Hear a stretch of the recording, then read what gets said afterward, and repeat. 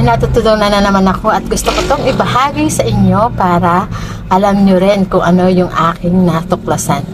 Na, minsan akala natin malinis yung ating mga profile, wala tayong nakita mga violation. Pero meron ditong isa pang paraan para malaman kung meron tayong mga problema sa ating mga profile. At eto, panoorin nyo kung paano para matutunan nyo rin. Sa ating Facebook, punta tayo sa ating mga profile, makikita nyo yung about. I-click natin iyan. And then, scroll up, makikita nyo yung see all about, click. And then, makikita nyo profile transparency, click see all.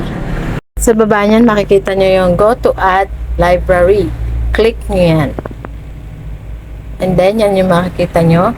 Sa baba, system status, click nyo, yan, kulay green lahat. Dapat yan, kulay green lahat kapag okay ang inyong mga profile.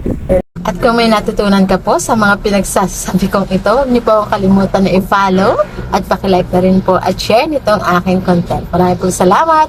Happy watching and God bless. See you!